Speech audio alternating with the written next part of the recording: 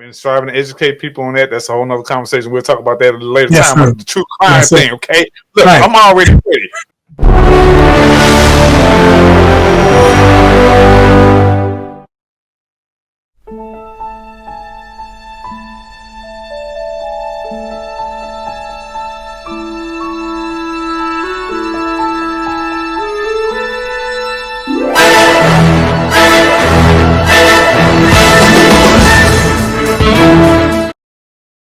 Welcome to the Trigger Warning Talk podcast, where we have uncensored conversation, we exchange information, and we provide resources to all the listeners and the viewers of this international podcast. That's right, I said it, we're international. We're streaming on 14 platforms. You can watch these on any of your two favorite platforms. YouTube, which is our company name, YouTube channel, Penton Pending Consulting Solutions, LLC, and Spotify. That's right, the free version. And if you don't like watching podcasts, no problem. You can listen to it on iHeartRadio, Apple Podcasts, Amazon Music, Audible, just wherever you get your favorite podcasts, we are there. And I'm speaking to a fellow podcaster, okay? I got to binge watch your stuff. We're going to talk about that a little later on. I got a very special episode that we're going to talk about with my brother, M'Bwebe Ishangi. Mr. Ishangi is the author of 8 books. I got the new one right here, okay? Let me put it on the screen because, see, I always tell people we love our listeners, but I want people to watch these episodes because y'all don't see all the stuff when I have all these graphics and everything. So I still got the card, financial literacy stuff.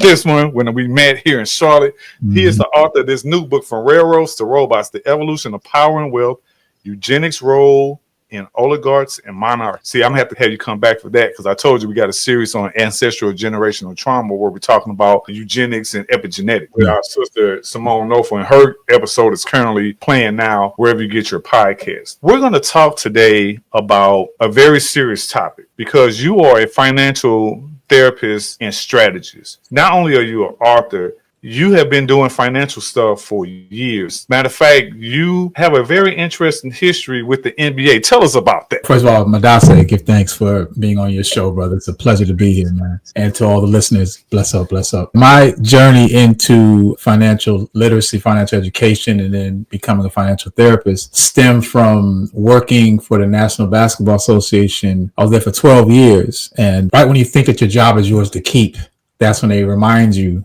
that, you know, there's no employer that has to pay you for the rest of your life. Their reasons for letting me go was it wasn't anything on my job performance. It was because of what I did outside of work. And I'm a writer, I'm an author, I'm a graphic designer. I do brand identity marketing, and I cater towards the African diasporic story. I'm a cultural memory recoverist. I'm all about trying to remove or counter that cultural lobotomy that we suffer from as a collective, not knowing who our story is, not knowing about the importance of Sankofa, and going back to know where we're going forward. So with that said, losing my job literally put things into perspective. Okay, the first thing is all things financial. You know, how am I going to cover, you know, mortgage, bills, you know, all those type of things, because all those things are suddenly in jeopardy because your source that you were, you know, sourcing from has been removed. So the first thing I did, I was fortunate to have money in my 401k, and I decided to take a few months off to just kind of get my head right because I didn't want to go back to the corporate plantation. That was the first thing I told myself. I'm not going to fight for this job, even though I had every right to do it, because they fired me because of what I write on social media. It had nothing to do with my job. But I said, you know, I don't want to fight to get back on the plantation I was kicked out of. You know, I wasn't happy there anyway. So in doing that, I went to meet with my financial broker, and he happened to be a young guy that we went to the same university, University of Pittsburgh. And so we had a bond there, and he just felt like he wanted to share things with me. And he started talking to me about, you know, recessions and how things are planned. And I'm very ignorant about the whole financial game. I'm just there to work and get a paycheck like most of us are. And as he started telling me things about the systemic makeup of the financial system, it started sparking some things in me to think about and question something I've never done. It's the one thing that as adults, we spend our lifetime working for, but know the least of is finances. So with that said, it made me realize, the really light bulb moment that happened to me was when it came to me pulling out money out of my 401k. I walked in not knowing if I was going to even be able to get it, not realizing it's my money to take. Although you get penalized for it if you're under 59 and a half, right? But I was like, I need to hold myself for a couple months to get my head right.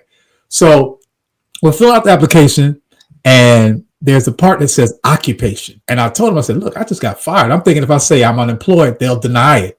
Because again, I didn't realize it was my money at the time. Okay. So he said, okay, let's not put that you're unemployed. Let's put that you live off your savings and investments. And that right there blew everything away. Like the veil was released or revealed because I realized that, wow, this is how white boys live. They live off their savings and investments. They don't have to have a job. They know how to make money work for them instead of them working for it.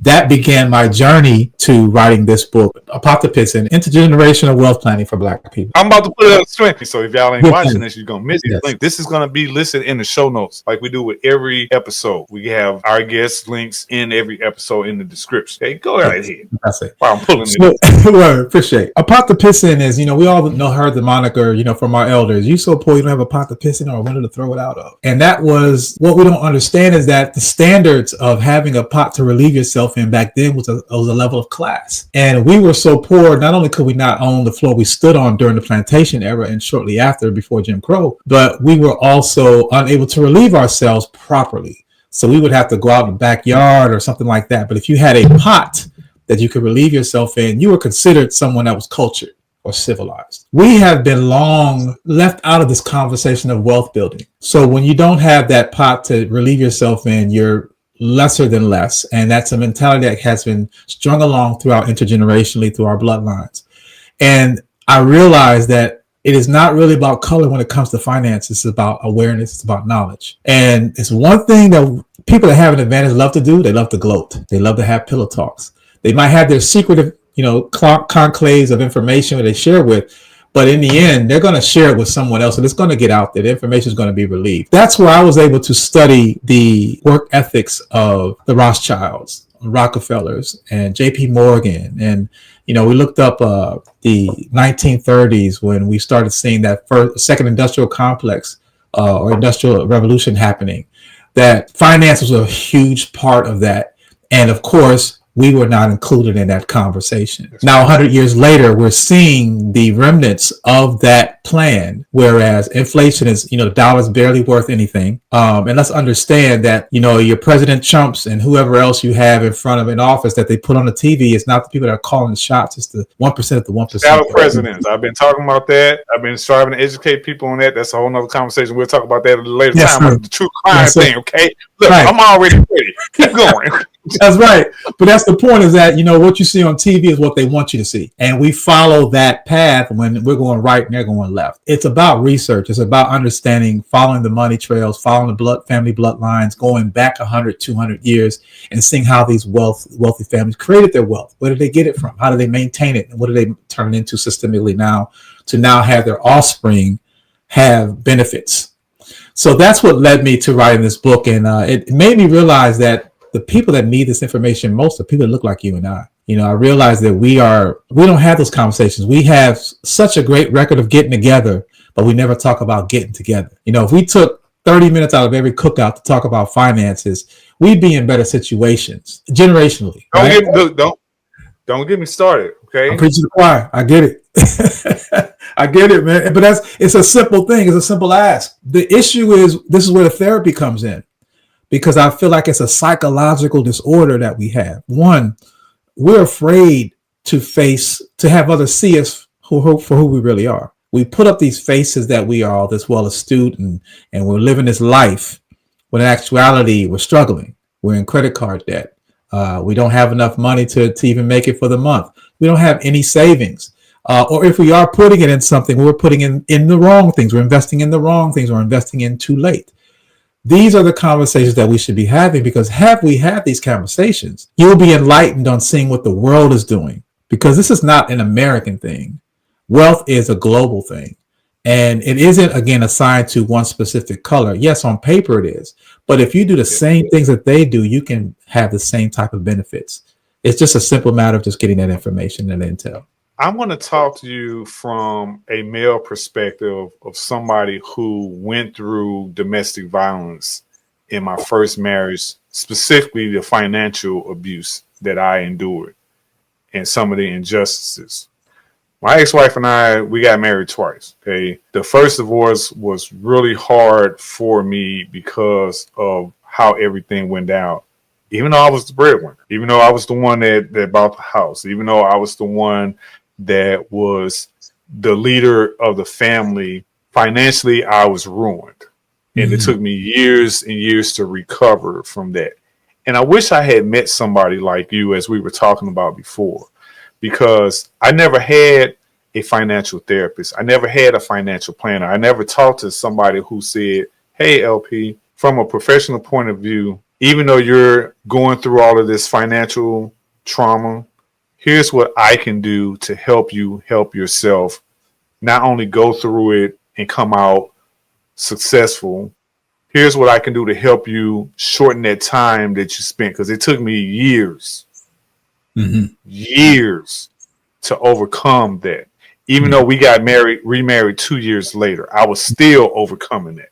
Okay. I still lived in a 2-family flat that my family owned for 17 years, from buying a house to not owning a house. I want to talk about the financial abuse because men don't really talk about those things. When we think about domestic violence, we think what happens under your roof and between your four walls. We think about what happens from the lady's point of view, because most of it does tend to happen to ladies, but not all of it. And I won't even, let me restate that. I don't have the percentages. I don't have the numbers in front of me.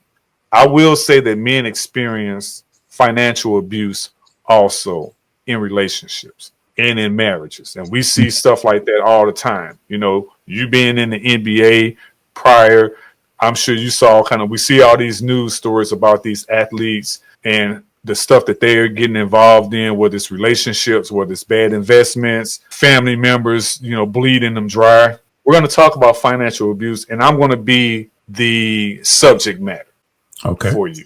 All right. Let me start by saying this. Trigger warning. So if anybody's watching this episode or any of our episodes on the Trigger Warning Talk podcast, okay, and you need help immediately because you're triggered, call 911. It's going to get you the help immediately. If you don't have an immediate need, but you need mental health services and resources here in the United States, call 988. 988 is the crisis and suicide hotline, because there were some times where I didn't feel suicidal, but I had thoughts. Okay. I had thoughts because I lost everything. And I came from the projects, buying my own house at 27 with a family. It was me, my ex-wife, our 5 kids, and her 2 siblings that were younger. To nothing. To nothing. Okay. And thank God for my grandmother, peace be upon her, eternal soul forevermore, for having that 2-family flat that she owned, and she gave me for rent the upstairs unit. We're going to talk about financial abuse and how it's devastating. It's a devastating form of control that can trap victims or survivors, because I consider myself a survivor of domestic violence from a financial and emotional perspective. Okay, I'm telling you my story. Everybody has their own story. Okay, I'm gonna give you 5 questions in this interview. Okay. I want you to define the hidden chains, and what I mean by that is I want you to clearly define what financial abuse is and how it functions as a tool of coercive control. For example, I did some research, and some of the things that I found on financial abuse is that it occurs in a staggering 99% of domestic violence cases, and it's the number one reason victims stay or return to an abusive partner. I did. We got remarried again 2 years later. How do you define financial abuse, and what are some of the most common subtle to overt tactics people may not recognize, such as employment sabotage or coerced debt, for example? The mic is yours, sir. Yes. Wow. That's a very loaded question, because I look at everything from a systemic perspective. I actually feel like there's a playbook that's been put together to create a psychosis for people to follow accordingly. And so I'll start out first with this quote that says, if you don't design your own plan, chances are someone will design it for you. And guess what they have planned for you? Not much.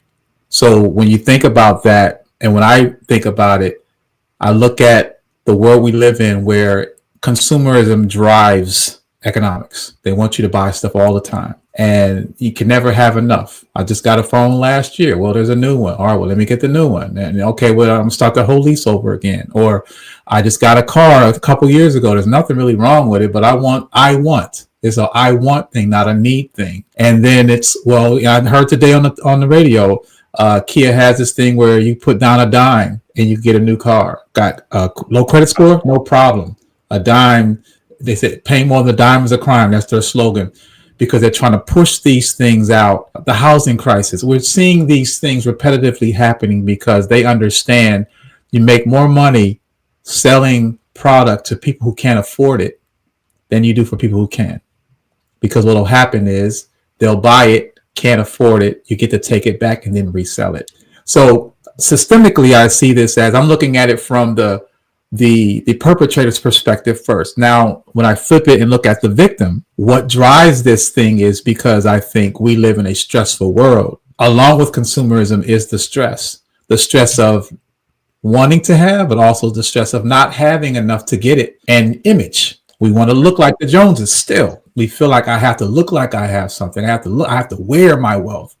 So we fall into that trap of buying things that we don't need, buying things that will go out of style as soon as you get it. And you don't want to be seen with not having the latest kicks on or whatever. You know, some people are still in that mentality as adults. I could see maybe as kids because you might get bullied or kidded, but as adults, right, people are still caught up to that.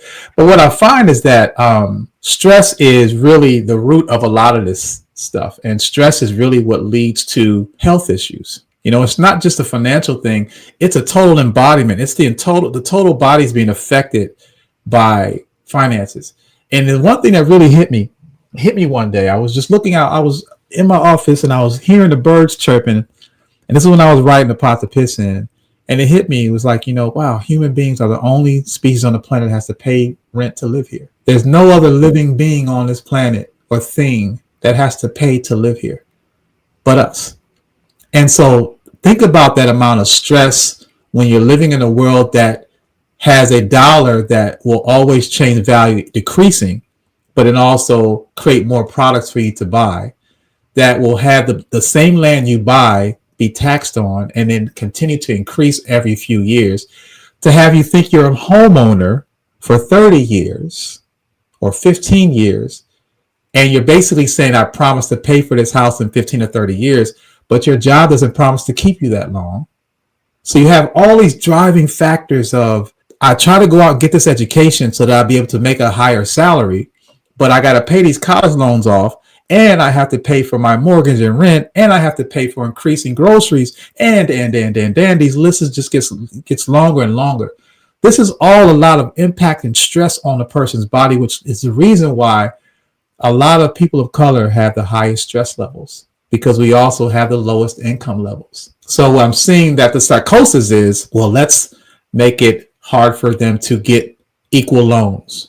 Let's make it a challenge for them to apply, and or let's give them the least information on where to put your money. Let's put it in a savings account, think that you're really making something from it, but you're only getting 0.01 or 2% on that money you're leaving there for 10, 15 years. All the while, when you do a deposit every 2 weeks from your paycheck, the bank makes 10x on your deposit, and they will take that money and loan it. It's your money you're seeding, and they'll take that money and loan it to someone else, even back to yourself, you're not even knowing, and you'll pay this high interest rate on it. When we understand that we don't need the bank systems as much as the bank systems need us, that's when you start to become what's called an infinite banker. That's when you start to take control of your finances, realizing I don't need you, you need me, and I will use you when I need you.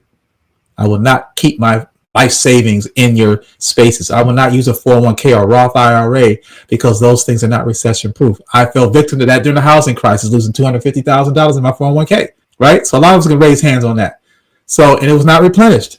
So we buy into these so-called nest egg opportunities and find out that they're rotten. They're not what they say they are. But by the time we find out, we're reaching the age of corporate ageism. So we're too old to get another job, or our tenure doesn't matter anymore, especially with AI now. Automation is taking away the job. So our nest egg, the route that we took for that, those golden years of retirement are in question and really in jeopardy and really non-existent. And so we have to think about, when we become at an age when no one will hire us, how we put food on the table, how we keep a roof over our head. A lot of us are thinking this now, but on top of everything else. So this is the stress. So I think that's what it really comes down to, is our inability to understand the way things are set up. And with that said, I think I just want to, I love monikers, right? So I love to use acronyms. And so when we think about our relationship with money is rooted in fear. And fear to me as an acronym means funds, exhausted, awards, restrictions. Wait, so say it again. Funds, exhausted. Awards, restrictions. So if you don't have any money, your reward is you can't get nothing. You're going to window shop your entire life. And a lot of us window shop still because we don't have enough money, right? But we always one day, man, about, oh, man, if I had to wait till the income tax come and check coming up. We always think about what we're going to get, but we can't get it because we know we can't afford it at that time. But with proper financial therapy, and I would say that's the reintroduction of how money works first, and then how you can make it work for you instead of you working for it. That fear can be turned into something that's called funds, explain, aids, resilience. So if you understand finances, how it works, it'll aid you in becoming more resilient. Hold on. I gotta look. I didn't know you was gonna give me all these acronyms. So I could do it. I could tell you again. Ain't no biggie. Oh no, I got it. We're gonna deep dive because I'm gonna have to have you come back on a regular basis, like my sister Simone Noble. Okay, so let's go to the next. Okay, because that's right now my ADD is kicking in. I'm mind mapping. I'm like, I got one question for you, but it has 27 parts. Okay, so let me. We're just gonna go through 5 because Mrs. LP like, no, we ain't doing 5-hour interviews. Okay, you can break it up in 5 parts. Okay. Mm-hmm. So next question. I got you. We're gonna talk about the financial trap. Mm-hmm. Okay? I want to discuss with you the financial barriers that make leaving an abusive partner so difficult, and why survivors often have to start from scratch like I do. So my question is, victims or survivors often leave with ruined credit scores, yours truly, and little to no savings. Can you, sir, walk us through the immediate financial obstacles a survivor faces when they decide to leave, and how the abuse can follow them even after separation, like in a divorce proceedings or through identity theft? So let me say it like this. Okay. I'm using me as an example. Okay. When I got divorced the first time, I lost my house in the divorce. I gave it up. Then, so I didn't lose financially in terms of, I lost that equity that I had because the house was turned over to her. She allowed the house to go into foreclosure some months later, and now the house is up for sale, and the price of it is skyrocketed. I mean, the value of it, I should say. So I didn't lose. I wasn't in financial ruin per se, but my credit cards, I was in debt because I had to pay all of this money for alimony and all this stuff, and child support, even though we had joint custody. Okay. And I didn't have any savings at all. So now, instead of me being in the house, I got to live in this apartment building. Right. Okay. Double so for me, it was like night and day. I mean, we ain't talking apples and oranges. We talking apples and hammers, brother. Apples and hammers. So for me, my credit score tanked. And now I got to go from, I'm in the 700 range. Now I'm down to the upper 5, maybe mid 5. So I don't even remember what it was back then, because that was back in 2002 when this happened. For you being a financial, if I came to you and said, hey, I just got divorced. I don't have my house anymore. I got all this credit. My credit score is ruined. I got to pay all this alimony. How can you help me? What are the first 3 things that you would say to me in terms of helping me from that point? Copy. The first thing is to what I call a financial endurance number. Financial endurance number, some people say budget. I like to be more specific because thank you. For your finances are what you need to endure, and it's a monthly thing. Every month you have expenses. Most folks don't know. They kind of like, they have a broad range of what they think they spend every month, but they don't factor in the incidentals. And so what I would go into, if you like to go out every weekend, what does that roundabout cost? If you go to get your hair cut every 2 weeks, if you have miscellaneous thing, you like to buy chewing gum, a pack of gum every week, what does that cost? That's a call. That's an expense. So what the financial endurance number is it's a compilation of all the things that you're going to pay money for, no matter how small. Okay. Like I said, if it's a pack of gum that's 25 cents this a week, that's $1 for the month. You put that in that expense report. So when you know what's coming out of your pocket, now you know for that month, this is how much my expenses are. If I multiply that by 12, that is my annual expense for the year. Okay, that's how much for me to live the life I'm currently living. I have to make this for the year. Then I cross-reference that with your income. So then we take your income and say, okay, what are you making in your income? All sorts of income. You got a side hustle, whatever it is. Obviously, you average it out because it may not be consistent. But then when you get that total expense number and you cross-reference that with your expenses, you'll find out whether you are in red or in the black. Okay. When you know when you're in the red or the black, then you understand I'm either not making enough or I'm making enough, but I'm frivolous with it. I don't know where these things are going. I need to take more account. I have this amount of money left over. What can I do with that amount of money? Well, then we looked at to put that into investments. Okay. And I'm not talking about buying shares of Tesla stock. I'm talking about more advanced infinite banking methods that are used by Rothschilds and Rockefellers, those families, where they had exponential 3 to 4, even 5-digit interest returns on their investment, opposed to your little 1 or 2%. And we're happy with that. So that's really the first thing that I would do, is to have them first of all face the mirror, all that you pay for, so that you can then start to deduct, amend, whatever you need to do to say, I don't need to go to the club every week. Maybe I go every 2 weeks. Or I don't need to buy pizza and chicken wings or whatever it is you do, frivolously. Maybe I cut that down in half, and then I'm having more to save. Because that's the problem, is that we don't take account of what we're spending. Although we have the digital components and tools to show us this, if you look at your debit card and credit cards and all that, you'll see all your expenses, but we need to compile them into one and then cross-reference it with your income. That to me will alleviate a lot of the unknowingness, and which leads to the stress, because we know there's a problem there. We don't know exactly to what degree. This will allow you to face that actual challenge that you're facing with. Is how much am I making? How much is coming in? How much is going out? This is the Trigger Warning Talk podcast. We're sponsored by my company, Penton Pending Consulting Solutions, LLC.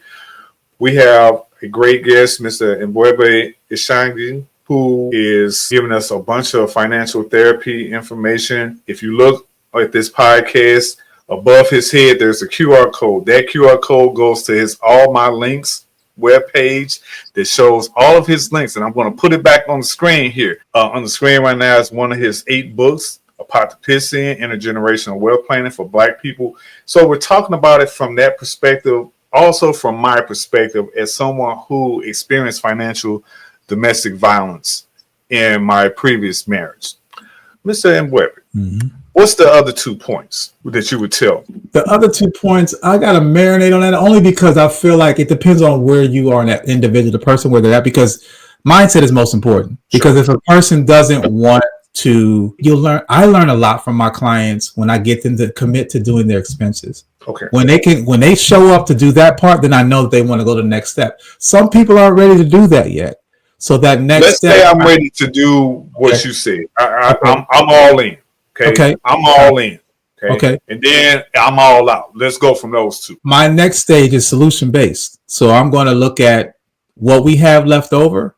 Where are we going to put it? What are we going to do with you and being able to, in my education to my clients, I talk about the history of money in the same breath, because I want you to understand, when you understand how money was made and how it was created systemically to make us become dependent on it and not know how to make it work for us, if you don't have that information, and let's just say you get someone that cleans your credit score, they take away all of your delinquencies, right? They clean it up. If you don't have the proper information on the system of money, you're gonna mess it up again. Because now, guess what? You had a 700 credit score, you went down to 500. I helped you get it back to 700. What you gonna do again? You're gonna buy all this stuff again. You're gonna be right back there in a couple of years and come and see me again, right? So the whole thing is, right, because we don't understand that it's riddled that way. It's actually systemically in our almost DNA, but I'll say psychosis, to buy. Think about this. we're in a season right now, the end of the season, where they pack these 4 holidays together. Well, it's a couple more, but yeah, we definitely have New Year's, Christmas, Thanksgiving, Halloween, all that kind of stuff. So they want you to spend these. Why? Because this is where the economy grows the most during the year. Because most of them by this point, right, and at this point, most economies are in the red. So they want to finish the year strong in the black. That's the only time black is good, by the way, for them, is when they're in profit. Isn't that interesting? Right? But the point is that they want to have you consume Black Friday. You see it in the news. No matter how messed up things are with people, economy, inflation, all that kind of, they still expecting record numbers because they're programming you to go. That's the programming. They're forecasting something. They're not Nostradamus. They are seducing you to go on Black Friday and spend money you don't have. The analyzing the psychosis and breaking that spell will be my next stage. Is teaching you how money works, teaching you the culprits behind it, the systemic design of it, going back to Jekyll Island in the 1930s when they created the Fed and how they made us start to pay taxes when we're not supposed to. When you understand the dynamic of this country in particular and how they got us indebted as indentured services, we're not real live human beings. We are, if you look on when you fill out a form, any type of form of information, they have you put down male or female, not man or woman, because male or female is actually not human. It could be anything. A dog is a male and a female, right? But you don't call a dog a man or a woman. So they have tricked us into this using Black Law's dictionary, using their types of language to define ourselves, and we are straw men and women. We're not real whole human beings because we haven't declared ourselves as such. So that's where we talk into my third would be into showing you the ways of becoming a full human being using a trust. These are the conversations, again, that were not privy to us. The reason why you have trust, because you have families that are now able to own nothing but control everything. So it will be about having that house, not in your name, having that car, not in your name, having your T-bills, not in your name, but in your trust name. Why? Because that's a private matter. And this is something that we're kind of getting bits and pieces of, but we need to do our diligence on getting the right folks to help us get these things activated and done. But every human being has this right to have a trust, because a trust is what allows you to keep your stuff. Let's say I'm a knucklehead and I'm like, nah, dog. What did you say to me? Because I want to go back to my lifestyle that I had or whatever. I'm mad because I don't have my stuff no more. I'm struggling. I'm tired of looking like crap. I wasn't Mummy. I wasn't Shoeless Joe. Mm-hmm. No, dog. Gotta come. So what I will do, I do this often. I channel in the energy of Harriet Tubman, who realized she can't save everybody. Save everybody. Everybody. I'm asking because you can't convince people. All you can do is, plant a seed. If they want to water that seed, it will be fertilized. But if they don't, I just bid you on your way. I'm not going to talk to a wall. I'm not going to waste my energy, trying to plead with someone. And listen, friends, families, close friends, you try to share this with folks. But I get it. It's intimidating. One, because you're asking someone to rid themselves of something they've probably been doing their entire adult lives. And that's to change their mind. People don't like to change their mind. People don't like change. People don't like the challenges that come with change. So I understand that. So all I try to do is I will offer, I will give the seed. If you water it, great. I'm here for you. If not, I wish you the best. I can say that there are points in times when people come to me with things and I didn't grasp on it immediately because I wasn't ready. But then because I was exposed to it, I'm a type of person that it's going to eat at me if I don't at least try to vet it. But some folks, they can just disregard it like it never happened, and that's fine. I can't save the world as much as I would love to. Let's go to the third one, because this is a great segue into this. We're going to continue that rebuilding financial foundation. We're going to talk about some practical steps a financial literacy expert like yourself recommends for a survivor. And again, I'm the petri dish. Okay. All right. I'm in this petri dish because I'm feeling like shit because I don't have my stuff. I feel like the system was against me, the courts was against me. You know, I had a mountain of evidence, and I still came out looking like crap, even though all my I's were dotted and the T's was crossed. Mm-hmm. According to me and what my lawyer said. As a financial literacy expert, what do you recommend to a survivor to begin rebuilding their financial life from a place of safety? Because some people are escaping physical domestic violence also. I know I got stories, okay? And so for someone who has left that abusive situation, what are the first 3 concrete steps that you should take or they should take to gain financial independence? This can include securing documents. You talked about managing debt or finding safe banking solutions. You talked about trust. You talked about the portfolio. What else would you recommend? The excess that you have, where are you putting it, and that you're monitoring it.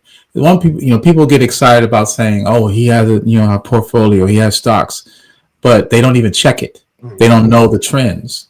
They don't study the market, and they're investing in the wrong things. So what I would say is the rich have this saying. They have it's called the 5-hour rule. So this would be something I would actually employ you to implement. 5-hour rule.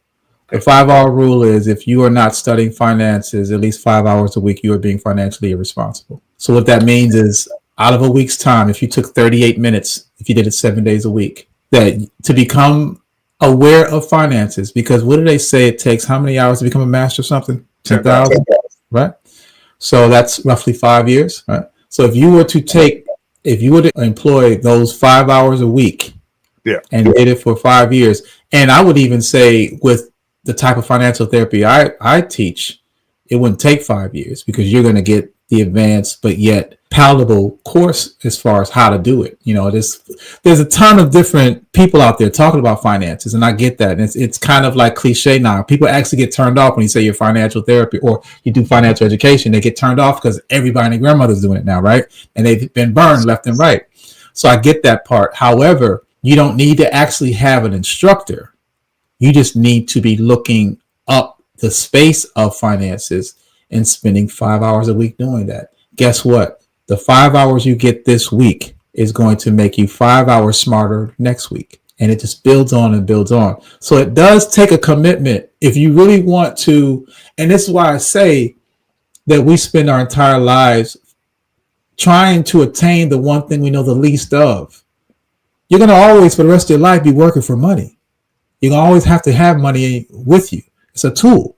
So to me, it makes sense, but I got to put on my hair hat again. Okay. But to me, it makes sense.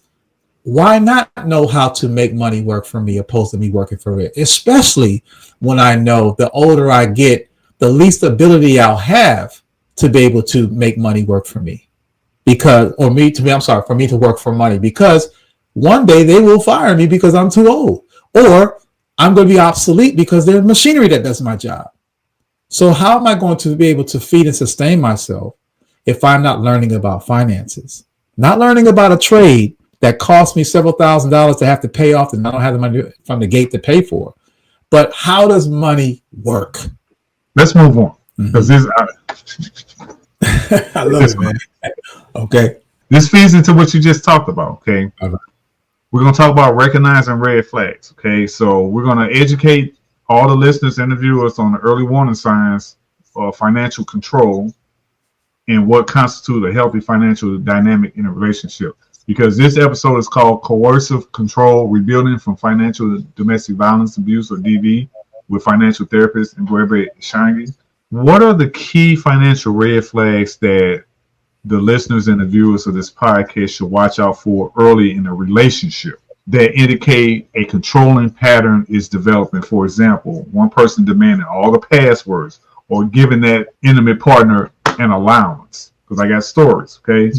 Now, I never had none of that stuff in terms of the allowance, but the password thing.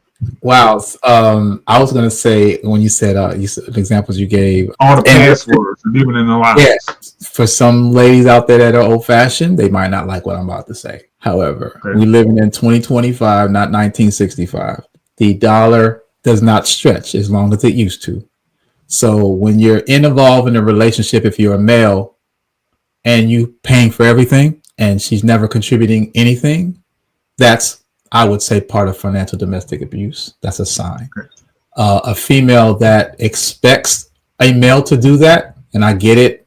You know, you want to feel taken care of, etc. I understand that part. However, if you are working and able, your money, if you're in a relationship, I get it. You can have a joint account and you can also have your account and I have my account. That's fine if you want to do that way. Or you can consolidate and do them all together, whatever the choice is. But it shouldn't be where one person only has their separate account and they're also eating off of the joint account. I think that should be something that should be had. A conversation about finances should be had in a relationship. In that respect, I think in a relationship, you should, at least in the financial part, probably even in the love part, is treat it like it's a business. Meaning, have meetings, have quarterly, bi-weekly, monthly, however you want to have it. Have those meetings to go over things. Okay, these are expenses for the month. How are we covering it? This is this and that. This is what's upcoming. This is a goal that we'd like to achieve. We want to purchase land. We want to do that. What are we putting towards it? What is our strategy of attainment? These are the conversations that I found in my relationships I did not have, and nor was I ever told. So that was the other part. There's no black print or no blueprint book to tell you should have these things. We learn through experience. And after writing about the Penton, I realized that is something that is very important and vital in the relationship, because most issues in a relationship stem from lack of finances or disagreement of finances, as you mentioned. So the point is that we should be very candid and upfront and fully transparent about how we engage with each other. I'm not saying it has to be 50-50. I paid last time, you paid this time. I'm not saying that, but you'll find your rhythm. What makes you feel like, okay, we're both, there's the form of reciprocity respected here.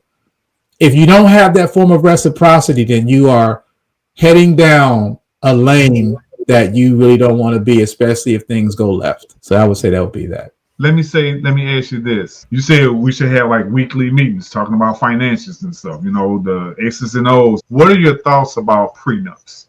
Because I didn't have one. I think if you're going to do a prenup, be upfront with it before y'all get real serious. If you are already okay, break down what a prenup is, because I think it's too many misconceptions of what that is. What is a prenup, and how does it? Just give us the bare bones. What you would tell somebody? Hey, I'm thinking about getting a prenup the next time I get married.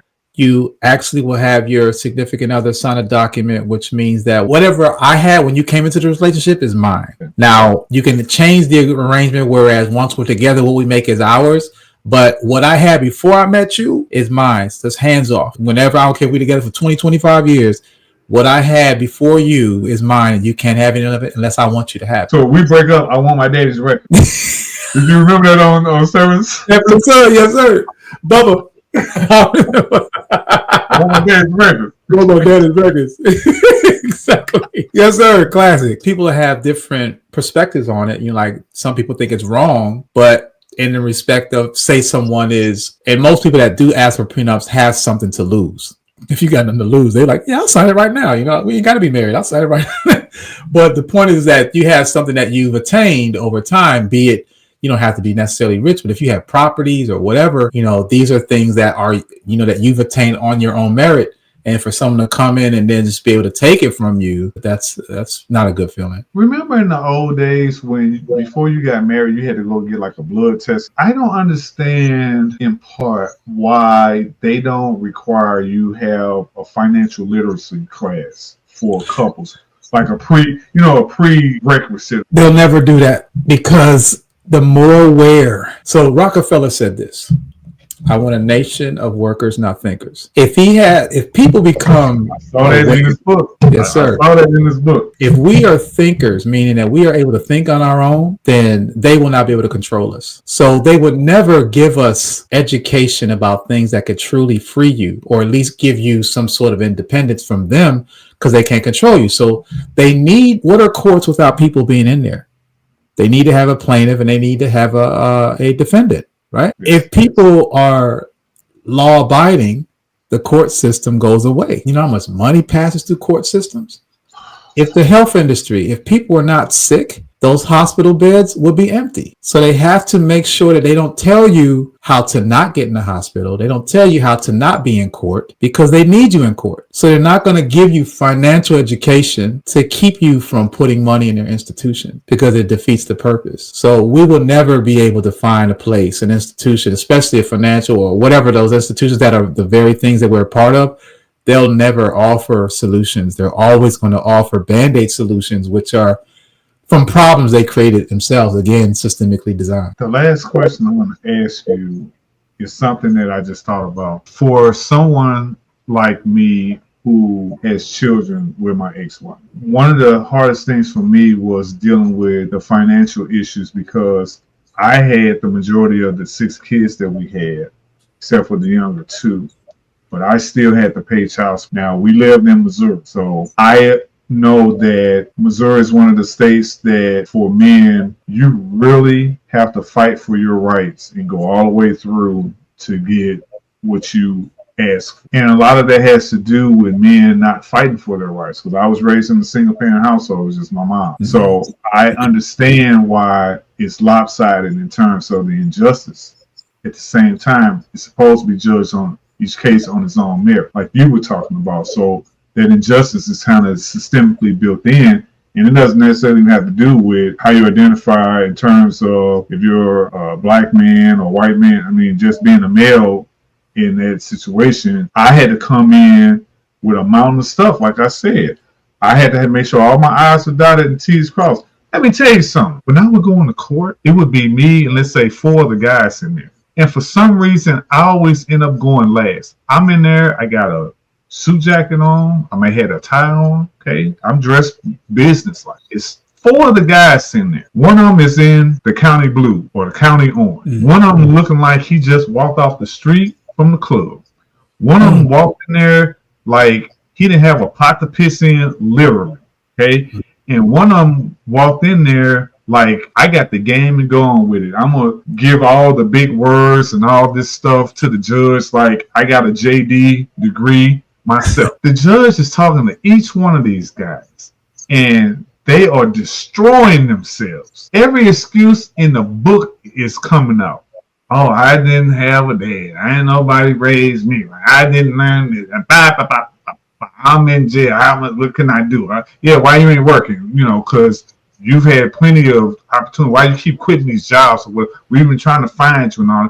Everything in the world. And with each guy, they deal with their case, and then it goes to the next guy. The judge is getting more and more. He's going from an attitude to a 2. And then it gets to me. Mm-hmm. And I'm like, you you're getting everything that everybody else gave him. So now I got to come in there and Mr. Perfect. Right. And I did. I had all my stuff together, whatever. But it was like an uphill battle because I'm like, man, y'all are making it look so bad for us because of all of this shit or whatever. And so the guys that are doing their part are being financially and fiscally responsible. It's like climbing up an icy hill with some slides. Okay, so for you being that financial literacy expert, I want to ask you about when you have clients, are these clients, some of them dealing with court stuff in terms of like either child support? Now, I feel like you should pay what you owe. I know, but some states, it depends. Like Illinois, which was the state across the river from us, it was based on the number of kids that parent had in their custody. In Missouri, it's just based on how many kids you got. I had the majority of the kids, but if she only had 1, I was paying for all 6 of them to her. Wow. Yeah. So when it depends on the state that you in. Mm-hmm. That's what I was saying. Like, you know, financial abuse, we're talking domestic violence. Domestic violence just don't happen under your roof and between your 4 walls. It depends on where you live. Okay, It depends on the state you live. It depends on the municipality you live in. Okay, I'm in America. I live in America or whatever. This is my home. And if I'm getting treated like shit and I'm getting abused by the system, I throw that under the domestic violence umbrella. It ain't it's about me getting my ass beat. I ain't got bruises, but mentally, I'm getting my ass kicked. Financially, I'm getting my ass tore up. I can't win for losing. Mm-hmm. What does that do to my psyche? Either I'm going to implode and start doing what? Drugs, start doing alcohol. I might start doing some domestic violence because we see that happening where they actually are putting hands on folks. Yeah. Or I might explode and go out and do a violent critical incident. I'm a tactical EMS consultant, and I see this shit all the time. People lose their shit and they go to a workplace or they go to a house of worship or they go to an academic institution and they want to start committing all this violence. For you being a financial literacy expert, what do you say to me to keep me off the edge or off the ledge? Wow, that's heavy because I understand part of therapy is analyzing, assessing, and then offering solution. I have not had, in general conversation, I know people that, we always at the edge of things. Life is just hard for people, I understand that. I'm very careful though of giving those types of, I try to listen more than to give advice when it comes to, well, I will say this came to my mind when you just said this. What made me think about it is, and this may be anal, but I could, after hearing what you just said, I would tell my younger self and any young people watching this, where you decide to live, know the state laws. That would be the first thing, is understand, even if you're not married yet, if you're thinking of moving to California, look at their state laws, especially when it comes to marriage. Look at alimony. Like, what does that mean? Understand what alimony is. I mean, some cases, some alimony in some states you pay even after the kid is 18, you paying for that woman until she dies, and you're not even married anymore. That would be the first thing I would be, is like, understand the laws that the state that you live in. But outside of folks that are on edge, the best thing I could offer is for them to get help with the 911 and 988, because I know I'm not the person that can give them that help, but I would advise them to find someone that could allow them that are more equipped. Talking someone off the ledge I'm sure that's not an easy task, and I wouldn't sign up for it unless I had to. But yeah, I respect people that are very good at doing that, and I would not at all try to be in that limelight. But it's hard. If someone calls you, how do you what do you do? What do you tell them? And that's something I would have to give their advice on. Seek help. That's all I wanted to hear you say. And you said it. Okay? Because here's the thing. We always end talking about modalities with every interview. I don't like just talking. You can talk to people about any subject from A to Z. You'll spend, if it's an hour, you're going to spend 58 minutes talking about, bitching and complaining about stuff. And then when it comes to modality, you may spend 30 seconds talking about that. We don't do that. I'm glad that you answered that question. And like I said, 2 simple words: seek help. If you're the financial expert, you're going to talk about your expertise. If it's a mental health issue, you're going to say, hey, let me refer you, or I recommend that you go to a mental health therapist, because as a financial therapist, I don't deal with the mental health stuff. Okay. This is above my pay grade, or however you want to phrase it or word it. Seek help, because my father was a financial guy also, and he told me those 2 words some years ago, and I never ever forgot that, and we always incorporate that into the podcast. I want to wrap up with saying this for all the viewers and the listeners. Again, this is the Trigger Warning Talk podcast, was sponsored by our company Penton Consulting Solutions LLC. We are on 14 platforms. You can listen to it on any of your favorite podcasts, wherever it's streaming. You can also watch these interviews. That's right. You can watch these interviews in 2 places. If you're triggered at any point during this podcast, because it gets hot and heavy in this uncensored conversation, call 911 if you need immediate help. If you don't, call 988. That's the crisis and suicide hotline. It's available toll-free, 24/7 here in the States. I want to wrap up this podcast by saying thank you so much for your expertise in these conversations. And I'm going to give the audience 5 excellent organizations that are focused on financial empowerment for domestic violence survivors. So one of them is the National Network to End Domestic Violence, or the NNEDV. And they have an economic justice project that they work to address and prevent financial abuse.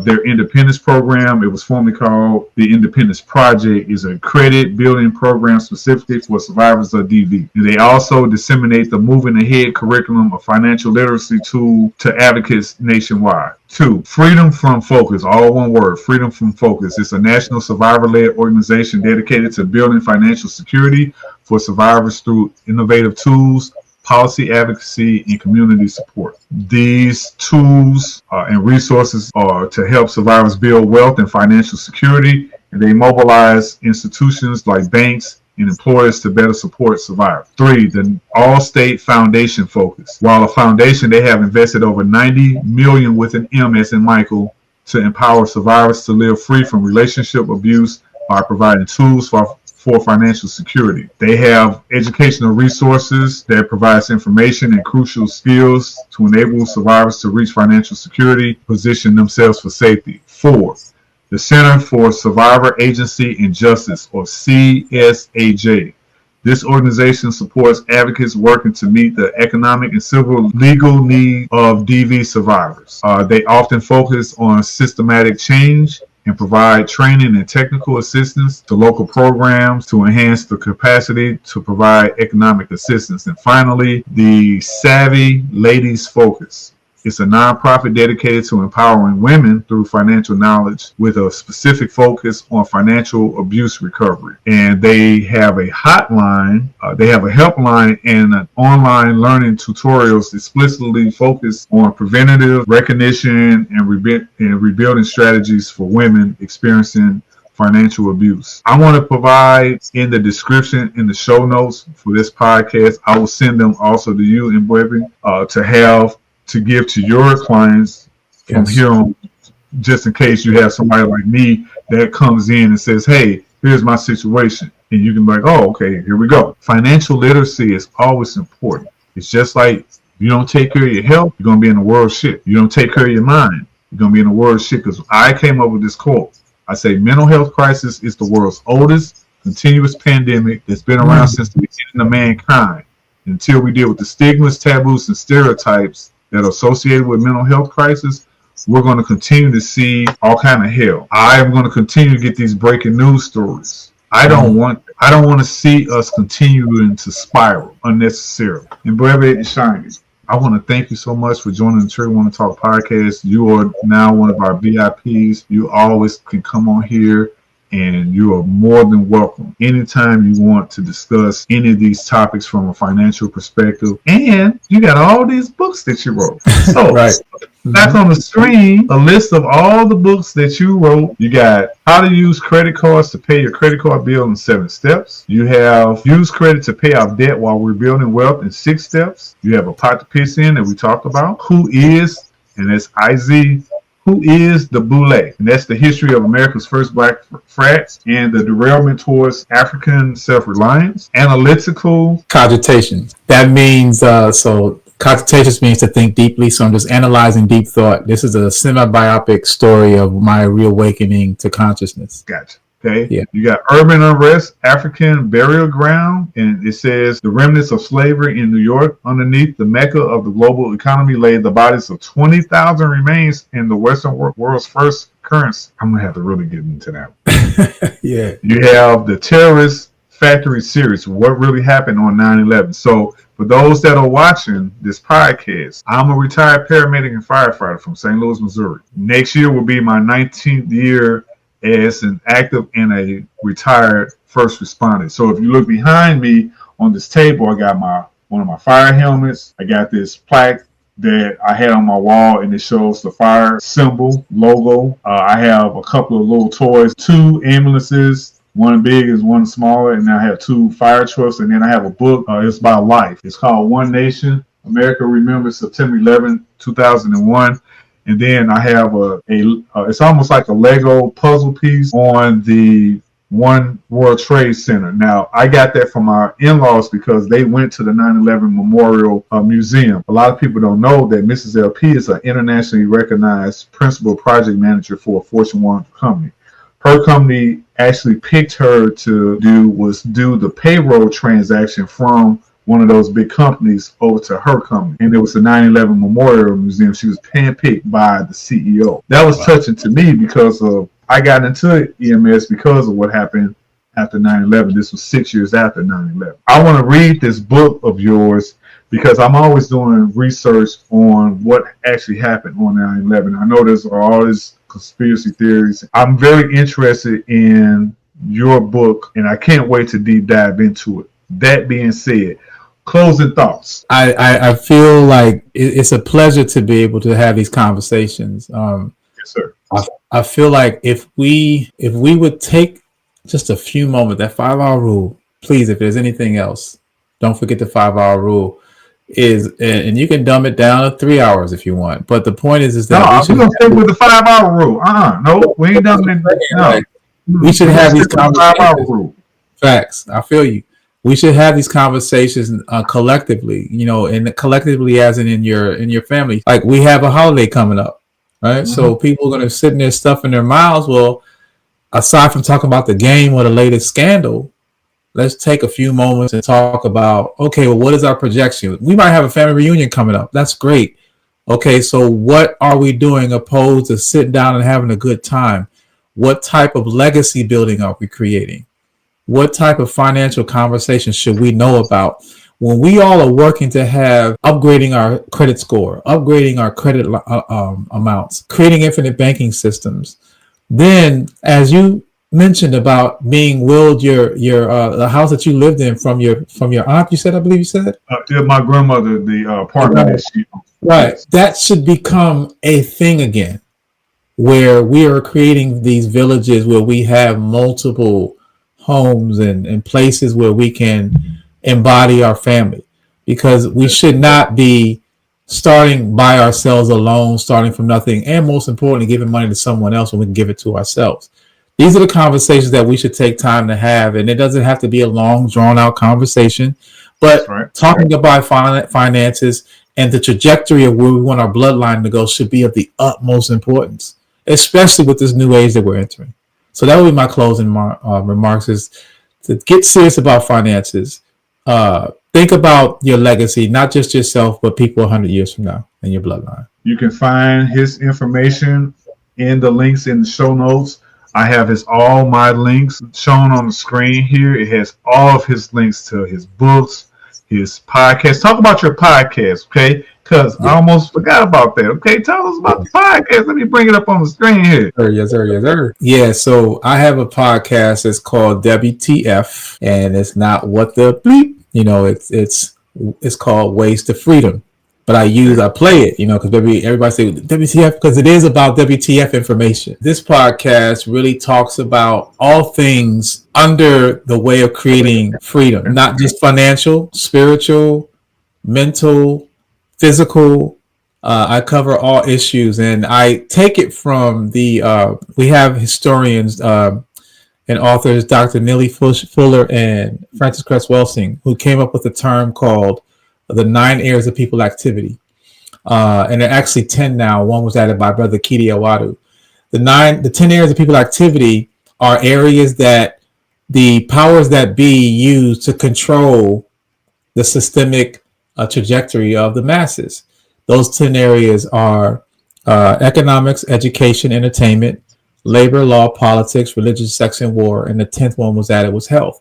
If you think about those 10 areas, you got to ask yourself, who's in control of our health system? It's not black people, it's white folk.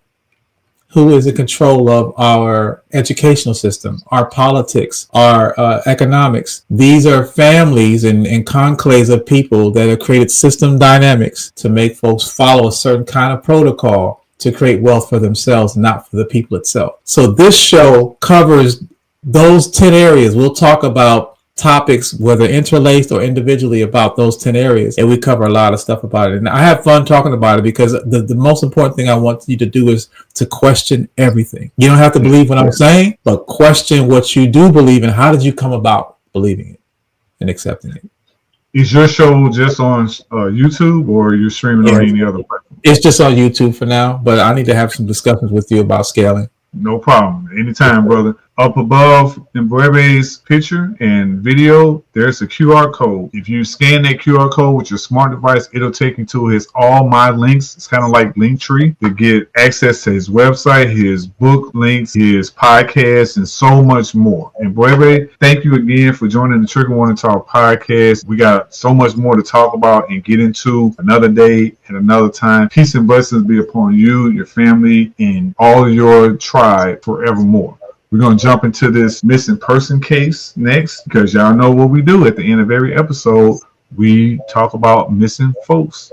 especially the black and brown ones that we don't see in these media events. As we end each episode with a missing person case, I got a case local here in Charlotte, North Carolina. I found this on the Black and Missing Foundation's website. That's blackandmissinginc.com. This young lady, her name is Aaliyah Awi, who's been missing since May 22nd, 2025. I want to read the information on her missing person case from Black and Missing Foundation. Case type is endangered. Her date of birth is January 1st, 2009. Again, she's been missing since May 22nd, 2025. She's now 16 years of age. Missing city, Charlotte, North Carolina. They don't have a case number listed here. Gender, female, race, black, complexion, light. Height is 5 foot 6 inches. Weight is 150 pounds. Hair color black. Hair length, shoulder. Eye color brown. Glasses or contacts, none. Location last seen. Aaliyah was last seen on May 22nd, 2025 in Charlotte, North Carolina. Circumstances of disappearance unknown. Last seen wearing, not applicable. Identifying marks or characteristics, not applicable. So when I did some more research on Bing.com for Aaliyah C. Howie, they said she's currently missing from North Carolina